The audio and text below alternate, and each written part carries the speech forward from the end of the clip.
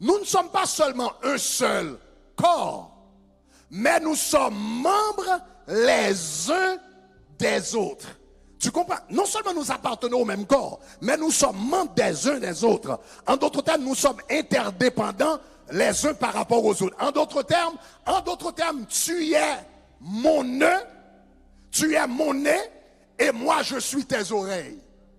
Tu es mon nez, je suis tes oreilles. Je ne peux pas sentir sans toi et tu ne peux pas entendre sans moi. Je ne peux pas accomplir mon plein potentiel sans toi et tu ne peux pas accomplir ton plein potentiel sans moi. Voilà pourquoi quand je suis en train de progresser, d'avancer vers mon potentiel, tu dois être content, tu dois être heureux, tu dois te réjouir, tu dois dire gloire à Dieu pour le progrès que je suis en train de faire, parce que si je n'arrive pas à mon potentiel, tu n'arriveras pas à ton potentiel, parce que je suis ton nez et tu es mon oreille. J'ai besoin de toi pour entendre et tu as besoin de moi pour sentir. Est-ce que ça va? Imaginez un instant, chers amis. Imaginez cela un instant. Imaginez une jeune fille dotée d'une très bonne vision. Une vision si bonne qu'elle serait comparable à celle de l'aigle. Vous savez que l'aigle a une bonne vision. L'aigle peut voir un lapin jusqu'à 5 kilomètres de loin. L'aigle a une bonne vision. Mais imaginez une jeune fille qui a une bonne vision. Elle a la vision de l'aigle. Mais la seule chose, c'est qu'elle est handicapée des 2 pieds. Est-ce que cette jeune fille peut gravir une montagne et regarder un bon panorama? Est-ce que cette jeune fille peut gravir une montagne et regarder un beau paysage? Elle ne peut pas. Les yeux fonctionnent bien. Mais puisque les pieds ne fonctionnent pas bien, les yeux ne peuvent pas arriver à leur potentiel. C'est pas parce que les yeux ne fonctionnent pas bien, c'est parce que les pieds ne fonctionnent pas bien. Donc cela veut dire, je peux donner le meilleur de moi-même, mais toi, si tu donnes pas le meilleur de toi-même, je ne vais pas arriver là où je dois arriver, parce que je dépends de toi et tu dépends de moi. Dites-moi gloire. Donc voici là pourquoi la Bible dit, nous sommes membres les uns des autres. Les yeux ne peuvent pas atteindre leur potentiel si les pieds n'ont pas atteint les leurs. Voilà pourquoi, chers amis, écoutez ceci. Peu importe le niveau de succès individuel que tu puisses avoir, si ton peuple est en train de traîner, tu n'es rien. Est-ce que ça va? Est-ce que ça va? Vous m'avez entendu? Vous m'avez entendu? Peu importe le niveau de succès individuel que tu puisses avoir, si ton peuple n'avance pas, si ton peuple patauge dans la misère, si ton peuple patauge dans la boue, si ton peuple patauge dans la pauvreté, peu importe ta belle maison, peu importe ta belle voiture, peu importe tes bureaux, peu importe ton avion privé, tu n'es rien. Parce qu'un homme n'est jamais, vraiment, n'est jamais supérieur à son peuple. Tu n'es jamais supérieur à ton peuple. Tu n'es jamais supérieur à ta communauté. Tu n'es jamais supérieur par rapport à ta nation. Quand on te voit, on voit le Congo. Est-ce que ça va? Quand on te voit, oui, tu es millionnaire, tu es milliardaire, tu n'es pas comme les autres, tu as fait ton doctorat, tu as un beau château à Paris, tu as ton avion privé, tu as ci, tu as ça. Mais quand on te voit, les autres, on voit un Congolais et c'est tout. Et s'il y a une image négative de ton peuple, Mais finalement, il y a une image négative de toi aussi. Est-ce qu'il y a... Est-ce que vous avez déjà entendu parler de Michael Jordan? Qui connaît Michael Jordan ici? Levez la main. Ok, vous avez entendu parler de Michael Jordan. Michael Jordan, c'est l'un des athlètes les plus réussis dans l'histoire du basketball aux États-Unis.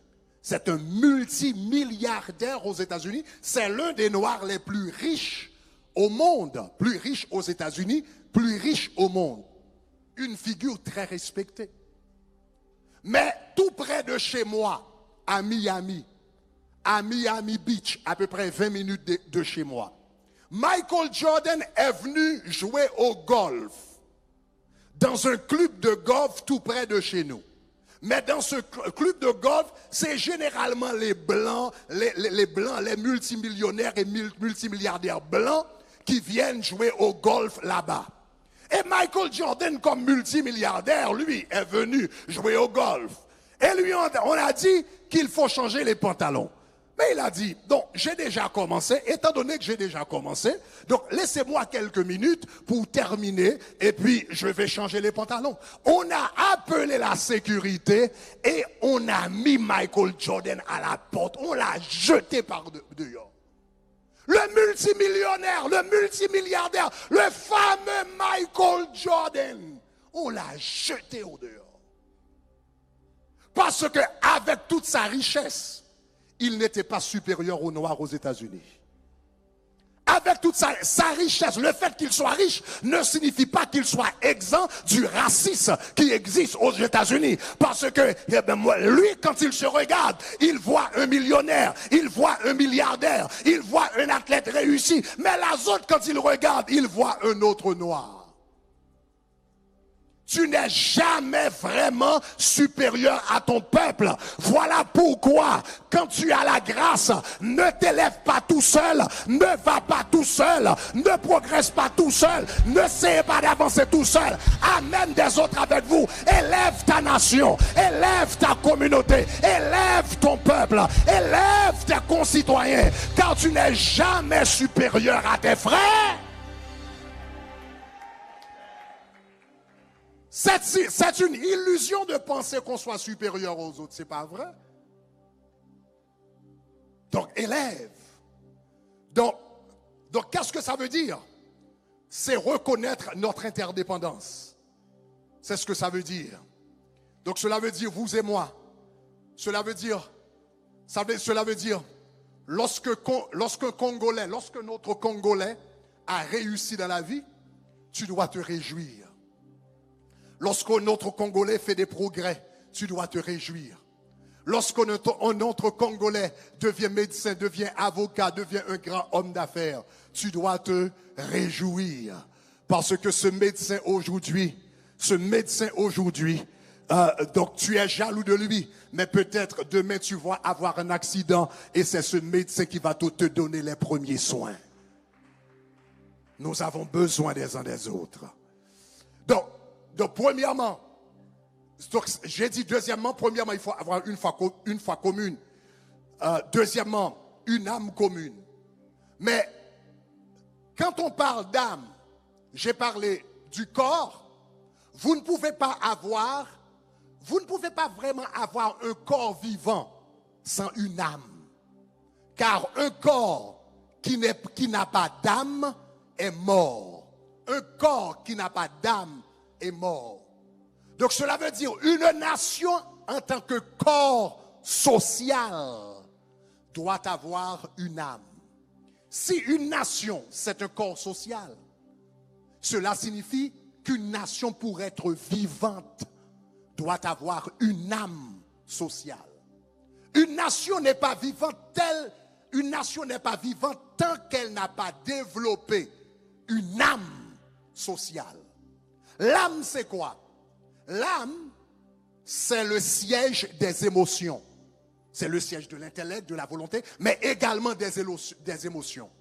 Nous pouvons ressentir de la joie parce que nous avons une âme. Nous pouvons ressentir de la tristesse parce que nous avons une âme. Dans le psaume 86, le verset 4, David dit « Réjouis l'âme de ton serviteur, car toi, Seigneur, j'élève, car à toi, Seigneur, j'élève mon âme. Réjouis l'âme de ton serviteur. La joie se trouve dans l'âme. La tristesse également,